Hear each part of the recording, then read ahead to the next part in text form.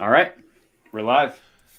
Hey, what is up, everybody? This is Sweat the Bet podcast brought to you by OddsJam.com. OddsJam.com. We got some powerful betting tools with positive EV betting, arbitrage betting, shopping for lines is very simple. So please go check out OddsJam.com. I am your host, Andrew Kim, aka the Parlay Doc, and my co host here is Matt Modi. What's up, Matt? What's up, Andrew? How are we doing today? Good, good, good. We have an action packed full podcast for you guys today. We're focusing on the NBA today. So, for our opening tip off, we go over our intros. We're going to be going over the Eastern Conference NBA teams. We're going to be focusing on the top four teams, talking about how there's a battle going on right now for the rankings in the top four seeds. We're also going to give an honorable mention to the Nets because they are relevant despite where their rankings are. When you have a powerhouse duo like Kyrie and KD, hard to leave them out of the contender talk. So we're going to talk about those top four teams and the Brooklyn Nets. We're going to go over some of our best bets for the primetime games tonight.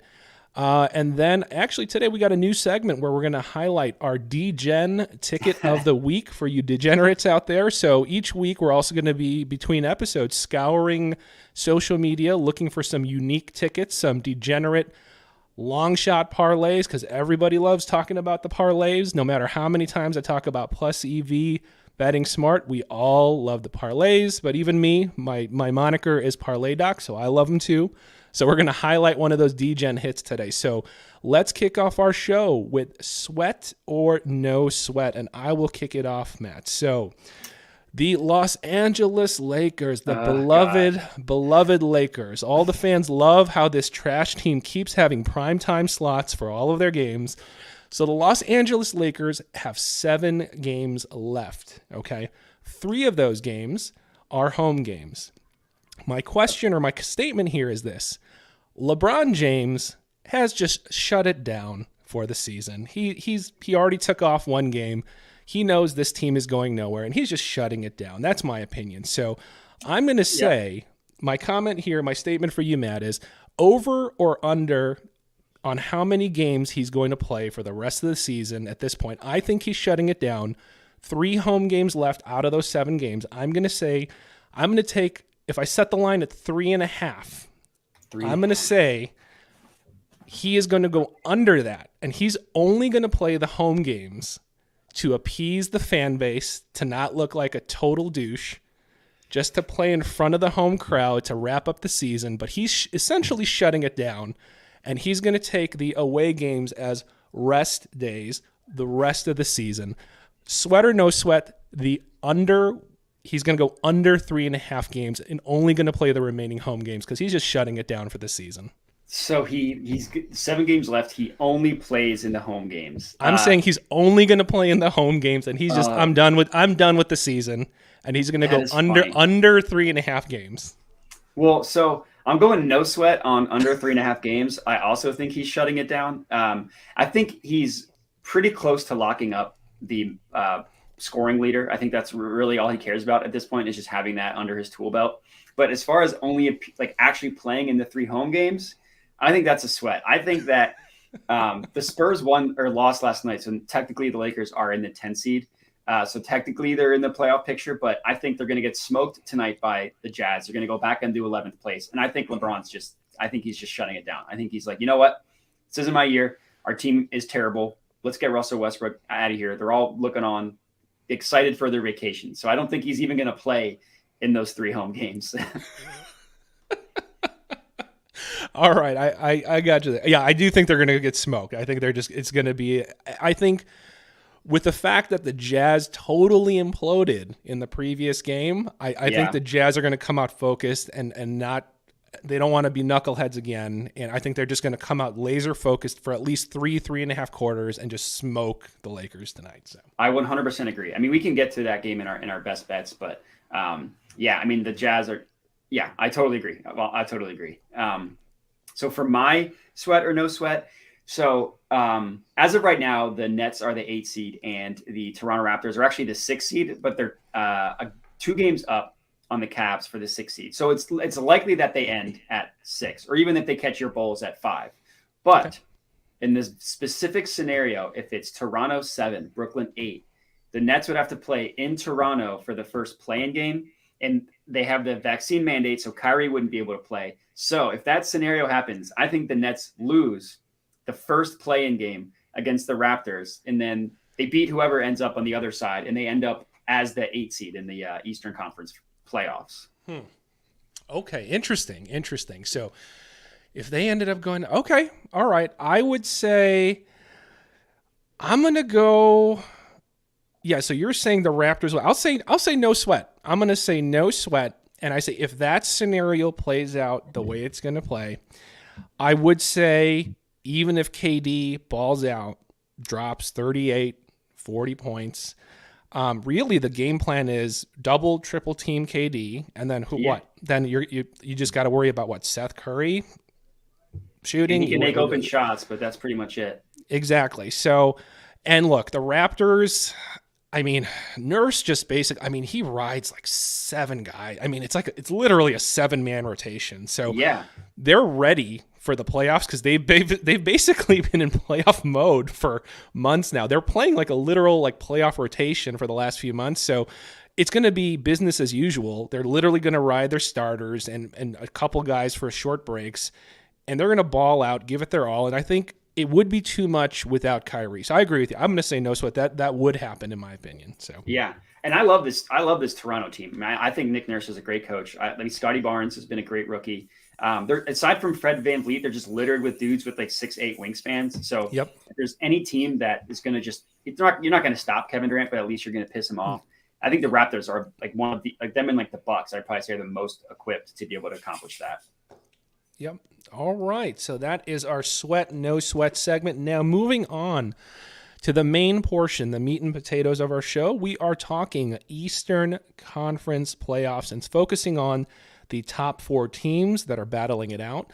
So as of right now, before tonight's game starts, okay, the standings, here are the current standings as we speak as of right now. The Miami Heat are number 1 at 49-28. Bucks are number 2, 47-28, 1 game back.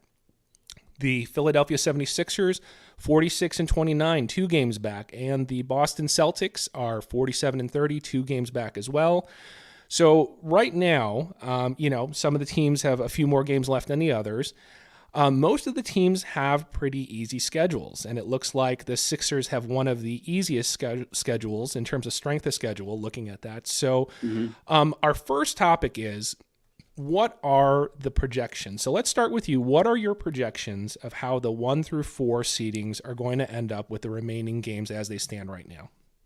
Yeah, so I went back and forth on this. I think the Heat are pretty locked into the 1 seed. They beat the Celtics last night. Impressive win. They finally, whatever weird stuff was going on between them and Spo and Udonis Haslem. I mean, I trust the Heat to kind of figure that out. So I think they're pretty safely in the 1 seed. I went back and forth about who I thought was going to be the 2 seed. Because like you said, the Sixers have the easiest schedule. They play the Pistons twice. They play the Pacers twice. And then their other 3 games, the Hornets, the Cavs, and the Raptors.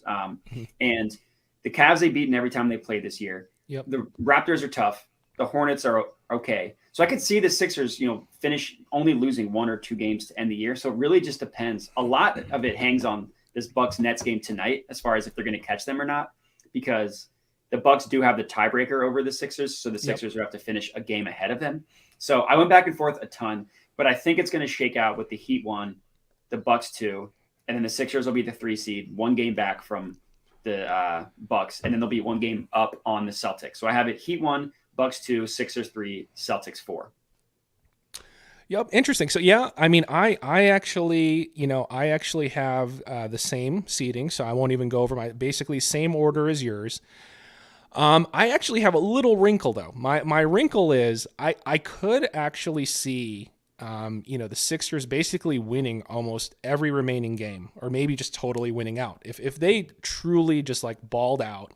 And yeah, I think, some teams would be a little tougher, but I could see them totally winning out, maybe, battling for, that 2nd seed. And like you said, tonight, it's a big question mark. What's going to happen with the Bucks? And that'll kind of determine some of that. Yeah. Now, the little wrinkle I will say is that I wonder, and again, this is me just totally conspiracy theory wondering, and maybe not even conspiracy theory, just suggesting, would it be beneficial to them to not be in the first or second seed, purposely to literally just avoid having to run into the Nets. Honestly, I know that sounds stupid. I know no one says you should lose on purpose, and I know no one wants to take an L and purposely tank, but could a mini tank, a very micro mini tank, be beneficial for the Sixers to just not have to run into the Brooklyn Nets? I mean, that's just an opinion of mine. Yeah, so I think majority, I'm pretty well versed in Sixers Twitter. I think majority of people actually agree with you. They don't want to see the Nets in the first round. They don't think the Sixers want to see the Nets in the first round. But I feel the complete opposite way. I would rather play the Nets in the first round than not. My logic is, so the Sixers have, like in the Embiid era, had been in the playoffs 4 times, and they've never made it out of the second round. They've had 3 incredibly easy first game series. They all went 5 games. And then every other time they lost in the second round to whoever they played. Last year, they probably had the easiest path to the finals, or to the Eastern Conference Finals in NBA history, avoiding the Nets and the Bucks in the second round. And then we all know what happened. They lost to the Hawks in 7. So I would rather the Sixers just have a tough first round opponent, get a legitimate series win, and use that as motivation for the rest of the playoffs, or just get it over with. Lose in the first round, fire Doc Rivers, start over. I don't want to have another. That's your real motive right there. That's your ulterior. It's either they're getting a legitimately impressive first round win, or they're going to fire Doc Rivers. So it's a win-win for me. But my last point here, so last year the Bucks had this option, right? They could have tanked the last game of the year and to avoid the Miami Heat in the first round. Sure. And the Bucks met as a team and they were like, no, screw that. We want the Heat in the first round. And I mean, look what happened. They blew them. I mean, they swept them. Every game was a blowout except from game 1. So obviously, I don't think the Sixers, that would happen in a series against the Nets. But I do think that there is something to the mental fortitude to be like, no, like screw that. Like we want this. We want our rivals. We want this team. Like we're not avoiding them. And the Bucks rode that to a championship. So I think that the Sixers, I mean, I do think not including tanking for like avoiding the Nets, I do think it could benefit them to rest Embiid and Harden to end the season, just give them some rest, get them fully healthy for the playoffs. But I want the Nets in the first round. And I think Embiid does, but Harden he does. I don't know if he's wired like that. I know Doc's not wired like that. So we'll see. All right. So this is a good natural segue into our next topic about the playoffs. And like I said, we were talking about the top 4 seeds and they're battling on it. And it's a tight race, right? So it'll be interesting to see how things play out. Now, obviously, the Heat got a huge win, right? They got a huge win against the Celtics. And to me, that was impressive because the Celtics have just been peaking at the right time. I mean, we always knew Tatum, Jaylen Brown, very dynamic scoring duo. We knew they're going to take a ton of shots, 40 shots combined probably per game. I could be making that up, but off the top of my head. But their defense, right? Their defense is really kind of shaped up to be a top D. So that win last night, the Heat versus the Celtics, that was a pretty big statement win in my opinion, leading into a playoff run. So yeah, I think that really solidifies them as that top seed. Gives them a boost of confidence kind of going in, knowing that one of the best teams right now in peak form, they were able to take them out when both sides were relatively healthy. Now, the question is, right, it's that boogeyman, right? The boogeyman of the Nets. You got a powerhouse duo of KD and Kyrie. So one question is, are fans like us, fans in kind of this sports gambling or just sports social media space, are we making too big of a deal of the Nets as some kind of boogeyman that somehow, that the dynamic duo, the two guys that are going to carry the team, KD and Kyrie, they're really going to be that much of a threat? Or are people just making too big of a deal of it? So let's take a look at the breakdown of these top 4 teams of how they've kind of stacked up against the Nets. Now, look, take into account the Nets have had pieces missing all season, trades happen with Harden, etc. So these stats may not totally be applicable, but just to give you a rough sense, the Heat versus the Nets this season, 3-1, okay?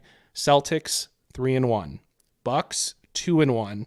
And a plus minus of 10.7, a differential. 76ers, interestingly, I didn't do a deep dive, so I don't know who was missing for what games, but 1-3. 1-3 with a minus 8.8 plus minus. Yeah. So that was kind of what I was referring to of like, is that not a good matchup for the Sixers? Or are all these stats just junk with all the trades, the missing pieces, the situations of when these games occurred? Are these just junk, or is there something to that Sixer stat? I think there's something.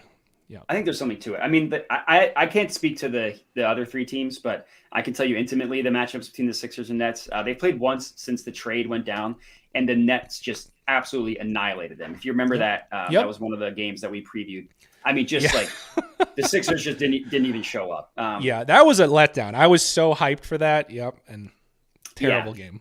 The other three, I mean, the Heat, they just played the Nets last week, and the Nets beat them pretty handedly. The Celtics had a pretty impressive win against the Nets post-trade. I mean, it was both KD and Kyrie. I know the Bucks beat them on opening night when they was just KD and Harden at that point. So, I mean, I'm not really sure about the actual matchups between these teams like that have happened in the regular season. But I mean, I do think that it's not just noise, the Nets being like right now, they're the Eastern Conference favorite to come out of the East. I don't think that's just noise, because if you just isolate games in which KD and Kyrie have played together. So if you just I looked this up on NBA.com earlier today because I wrote an article about the game tonight. If you just isolate lineups with KD and Kyrie and any other three players, it doesn't matter who the other three players are, but when KD and Kyrie are on the floor, they lead the NBA in point differential by like a wide margin. Like the difference between them and the second team or second two-man lineup, whatever you want to call it, is like with the same difference between the second and the fifth. Granted, that's only 11 games, and they average 28 minutes a game together, but in those 28 minutes, they outscore teams by 8 points. And that I don't think is noise. I think there's something to. Interesting. Yeah, I was kind of shocked by this. Look, as we were talking about this topic and getting ready for today's show, I was looking at some of the depth charts and, stats with the benches. I'm going to read this off real quick. I was also thinking, look, when these four teams or even the Nets kind of stack up against each other in a playoff contest, obviously starters are going to get ridden really hard, right? They're going to get the bulk of the minutes, bulk of the play, rotations get tighter. But I was still interested, like, what are kind of the bench points per game, right? And I know that's just kind of a very first level superficial stat, and there's much more deep analytics, but just whatever, points per game. Miami Heat bench averaging 40 points per game. Not surprising, given like you get, Tyler Hero coming off the bench, etc. But 40 points per game. Nets, I was kind of surprised. 34.4 points per game from their bench play. Actually pretty high amongst these five teams. Celtics 29.4, Bucks 27.2, 76ers 26.8. So I was kind of surprised. So you have the stat that you just gave, with Kyrie, KD, and then so on face value, you're saying it's just those two, and then they got nothing. But surprisingly, out of these five teams we just talked about, their bench play is scoring the second most, just second to the Heat. So I was kind of shocked by that. So interestingly, their bench is scoring to some degree, even compared to these other top contenders. So, yeah, that is interesting, especially when you consider like they've had so many different iterations of their starting lineup because with Kyrie being out, KD being hurt, Harden being Harden. That's interesting. I would not have expected that just because like they've had so many different starting lineups that there are some bench players that like might be good bench pieces that their stats would go into the starting lineup on those specific games. If you get what I mean. Yep. So yeah, that is an interesting stat. The Heat, that makes sense. I wonder if that Nets one, I bet a lot of that is Patty Mills, who's had a pretty good year off the bench for them. Just like a flamethrower. The Sixers bench doesn't surprise me. Their bench has like been their weak point forever. The Bucks and Celtics, that Bucks one surprised me a little bit, but they've kind of lost the depth that we're used to seeing. Like in the typical Bucks years, they're a much deeper team than they are now, especially with Brook Lopez hurt. And then the Celtics one, I mean, it's pretty much just the Jays, right? It's just as far as offensively goes. Yeah, no, you're right. The Celtics one doesn't surprise me. I think that's their main glaring weakness is just, once you get past that starting lineup, the scoring just really, it does tend to dip. But, you got to figure out some way where you can stagger Jaylen Brown and Tatum in a way where, you just never have one off the floor in a meaningful series, basically. So, I mean, it's got to be a way to do exactly. that. You figure that's what makes sense, but a lot of times some of these coaching decisions make you scratch your head sometimes. But yeah, trust me, I know all about that. Yeah, it's interesting. The Celtics, their whole thing is like when they struggled at the beginning of the year, it was all they had a terrible rating in crunch time. And then they like went on like a 3-month span where they just blew out everybody. They just no game was in crunch time. And then last night against the Heat, they were pretty bad. I think they only scored like 5 points in the last like 6 minutes or so. I forget the exact stat, but they really struggled. And the MO on them is you just get the ball out of Tatum's hands, and they really don't have a playmaker outside of that. As good as Jaylen Brown is, he's not like a facilitator. You don't want Marcus Smart shooting. So I wonder how much of that, like, not being good in crunch time is really that important, because when you blow out teams, you don't play crunch time, and that doesn't count towards your towards your crunch time stats. And I remember 2 years ago when the Sixers had like just the season from hell, they were like the best crunch time team in the NBA. Well, it was like because they played every single game close. Even the terrible teams, they would play close. So they beat the terrible teams. Technically, that's a crunch time win, but like that's not a chalk in their favor or a point in their favor. You know? Sure, makes sense. Yeah. So I don't know. That's right. Yeah, I don't know. The Celtics one, I'm interested in, because they're like, I looked up since basically January 1st, starting in 2022, they're like the best net rating in the NBA, even better than the Suns. So they're not getting a ton of love in terms of like futures, but that is kind of interesting how good they've been.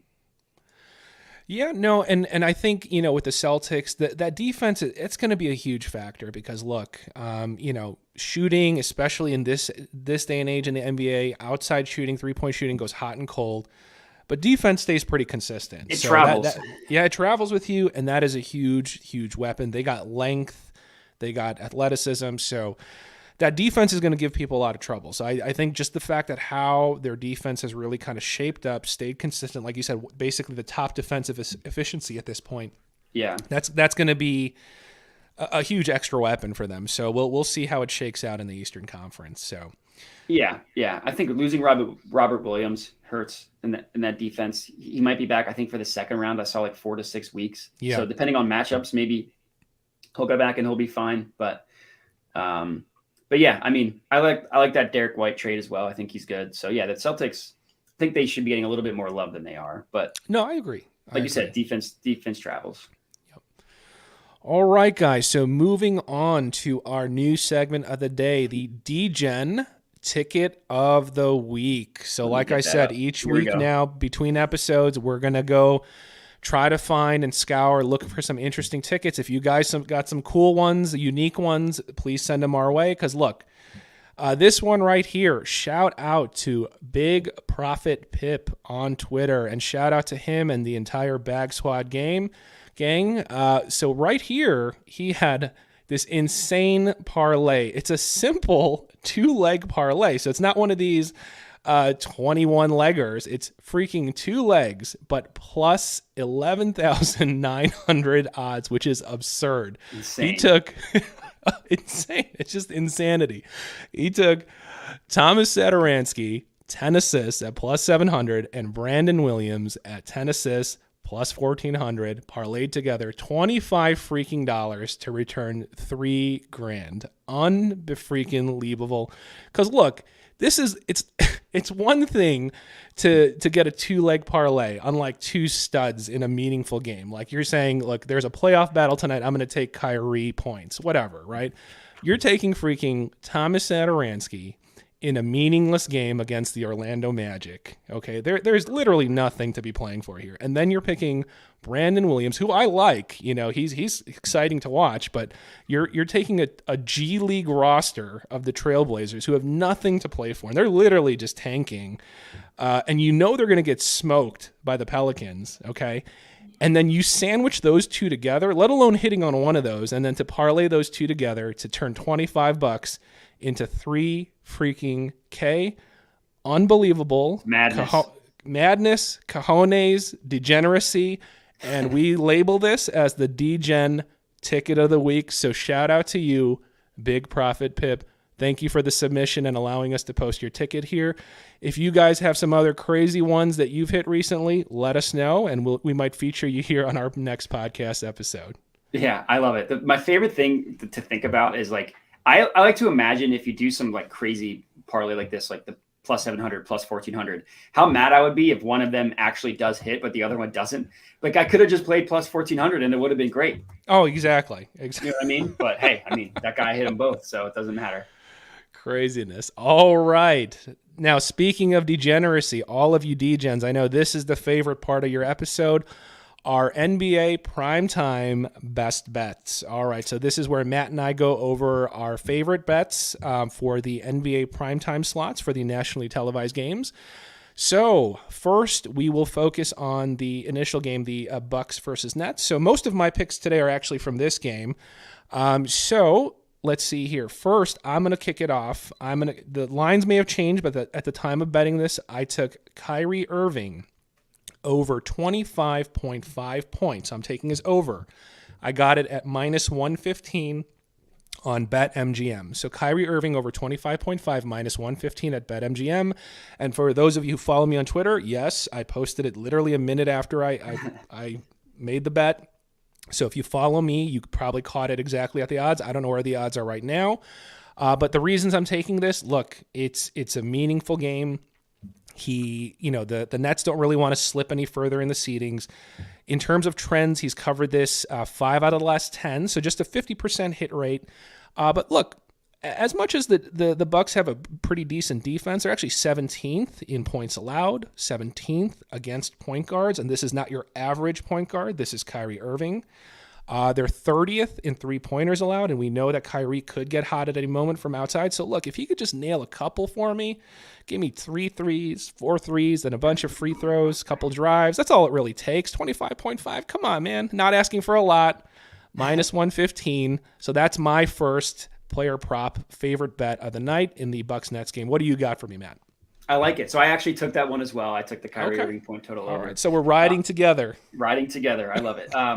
Before I give mine, I just want to shout out 2 people in the chat asked us questions for games tonight, so I figured we could shout those out. The first one from Ace Boogie, shout out Drew Holiday, over 31.5 points, rebounds, assists. So I looked that up while you were doing yours, and the OddsJam perfect line prices that at 30.5, but it's heavily juiced towards the over. So depending on what odds you get it on, I don't hate 31.5 points, rebounds, assists. What do you think just off the top of your head? Over 31. Off the top of my head, if my memory serves me correct, I think he has hit that maybe like half the time. Like I'd say maybe it's a 50% hit rate. I could be off because I did glance at that earlier. So I'd say, trend wise, not bad. Matchup wise, I actually think it's a good spot. I mean, the Brooklyn, the Nets, their defense, they're not some iron wall. Okay. They're like bottom 20th in points allowed, and especially against like shooting guards. Like I think they're like almost bottom 3 or something like that. So they might be like 28th, 29th. 28th. You got it exactly right. 28th. There we go. Yeah. So matchup wise, it is actually a good spot play when you're just looking at kind of this specific matchup. So I mean, if you can get some good value on it with a good line after some line shot, I'd say, yeah, I actually think that's a pretty decent play. So I agree. Maybe I will sprinkle. So I will definitely give a shout out to you. I'm going to sprinkle. I'll tag along from one of our followers out there, and let's ride together. I'll take a piece of that action. I love it. Yeah, the risk you have with Drew Holiday is he's not one of those players that's like, oh, I have to get mine. He's like such a go with the flow kind of player that if he just in the middle, if like the game starts and he just realizes, oh, this is Giannis or Chris's night, he won't even bother. He won't shoot. That's the one risk with him. But it is. I mean, 31.5 is not a lot, and he's hit that. So I looked it up. His last 3 games, he's hit it. He missed it the 2 games prior to that. On the season, he averages like just about 30. So he's kind of close there. But yeah, I don't like it. Or I'm sorry, I don't hate it. I don't hate it. Yeah, no, I like it.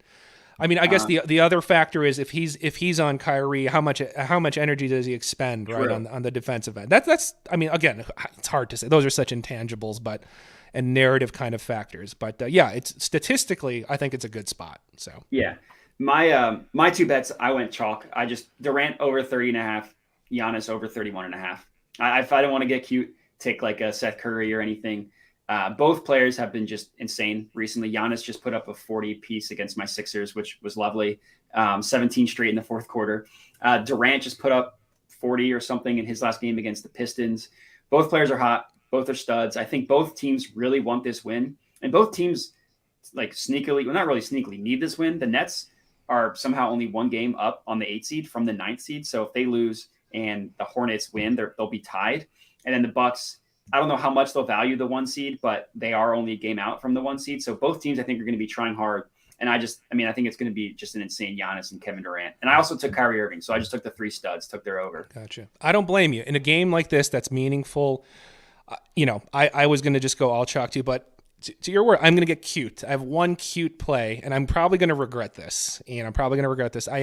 My second play for this game is Seth Curry over 2.5 assists. Okay. It's a cute play because I was very clear. I posted this on Twitter, on TikTok. Trends don't support this. I think he's only hit this like 3 times in the last 10. So this is not a trend that has been going very well. It's, I got this at plus 134 on FanDuel. So nice plus money. Plus money doesn't always mean smart, but the reason that I'm taking this is the Bucks are 23rd in assists allowed. So if there was a game that I'm going to take a bit of a risk on a cute Seth Curry play, this is the reason why, is that, again, I think they kind of have this like, people have this like vision of the Bucks being like, that's a solid ironclad defense. They got Giannis, they got all these lengthy guys with Chris, but look, statistically, not so much. And one of their soft spots is assists allowed. They're 23rd in assists allowed. So I envision in my mind, Seth Curry just standing in a corner, doing nothing. Kyrie driving, kicking it out to him. Seth Curry hesitating, kicking it back to Kyrie or KD and getting a few cheap ones. Or Seth just sucks and he gets us 6 points and 1 assist. It's going to be, in my mind, one or the other. It's going to be boom or bust. So yeah.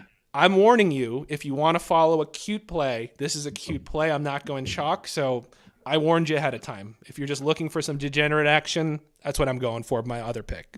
Yeah, I don't hate it. I mean, he had a stretch that half of this is with the Sixers, half with the Nets, where he hit that total in like 15 straight games or something insane. He's kind of been, like you said, 3 out of the last 10. But if he gets it back, the problem is like with the Sixers, he was essentially their point guard, him and Maxey. That's the difference. It's a huge He's just standing around off the ball shooting here. That's the problem. Yeah, I don't hate it. The other one I had was I just took Chris Middleton under 20. What I get it at 21.5. I got it at plus 110 on PointsBet. He hasn't hit this in his last 3 games. He just hit 22, or else he would have hit it. He wouldn't have hit it in his last 3 games, but he just had 22 in his last one. I think my logic there, I think it's going to be a Giannis game. Chris Middleton he has had good games against the Nets historically, but he is prone to kind of just shutting down and being invisible for games. So 21, I didn't hate that at plus 110 odds. So I put a smaller amount on that one compared to KD, Kyrie, and Giannis over. Okay, got it. All right, for the late primetime game, anything there that you got for the late game, or you just focused on this one? I mean, I'm fading the Lakers at any possible place. So I found a bet. In my article, I took the Jazz minus 13, and then okay. I saw a plus EV play. Then right before we hopped on, I tweeted it out. Jazz first half spread minus 9.5, plus 108 on FanDuel. And kind of like you said, I mean, they put up they let up like 50 points to the Mavs in the first quarter last time they played on Tuesday. And the Jazz are on a 5-game losing streak. They just blew a lead against the Clippers, just like it's game 6 in the playoffs all over again. But that 5-game losing streak isn't really that bad because every team they played, all 5 of those teams are in the playoff hunt, with 3 being like 3 of the best teams. Like they lost to the Nets, they lost to the Mavs, and I think the Celtics was the 3rd team they lost to in there. So there's really no shame in losing to like 5 teams in the playoff hunt. So I just think they're out for blood.